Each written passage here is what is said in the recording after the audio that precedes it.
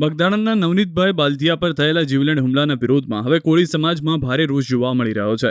જીવલેણ હુમલાના પડઘા હવે સમગ્ર રાજ્યમાં પડી રહ્યા છે. આ ઘટનાના વિરોધમાં સુરતનો કોળી સમાજ મેદાને આવ્યો છે.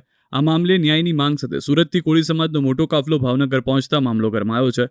સુરતથી 100 જેટલી ગાડીઓના કાફલા સાથે કોળી સમાજના અગ્રણીઓ ભાવનગરની નારી ચોકડી ખાતે આવી પહોંચ્યા. નારી ચોકડી ખાતે કોળી સમાજના યુવા અગ્રણી ચિરાગ ઝાલા, પિન્ટુ કોળી, શૈલેષભાઈ મેર અને સાધુ સંતોમાં ઋષિ ભારતી બાપુની આગેવાનીમાં વિશાળ સંખ્યામાં સમાજના લોકો એકઠા થયા.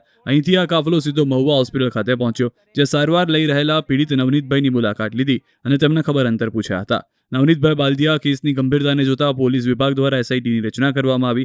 એસઆઈટી દ્વારા હાલ તપાસનો ધમધમાટ તેજ કરી દેવામાં આવ્યો, પરંતુ કોળી સમાજમાં તપાસથી સંતુષ્ટ નથી. સમાજના આગેવાનોનો આક્ષેપ છે કે હજુ સુધી મુખ્ય સૂત્રધારનું નામ પોલીસ ફરિયાદમાં દાખલ કરવામાં આવ્યું નથી. જ્યાં સુધી મુખ્ય આરોપીની ધરપકડ નહીં થાય ત્યાં સુધી આંદોલન ચાલુ રાખવાની ચીમકી અપાઈ. આ પ્રસંગે ઋષિ ભારતી બાપુએ સરકારની કામગીરી પર આકરા પ્રહારો કર્યા. તેમણે નામ લીધા વગર નિશાન સાધતા જણાવ્યું કે સમાજને જ્યાં સુધી ન્યાય નહીં મળે ત્યાં સુધી આ લડત ચાલુ રહેશે. તેમણે સ્પષ્ટ કર્યું કે જો ન્યાયિક પ્રક્રિયામાં વિલંબ થશે તો આગામી સમયમાં આંદોલન વધુ ઉગ્ર બની શકે છે.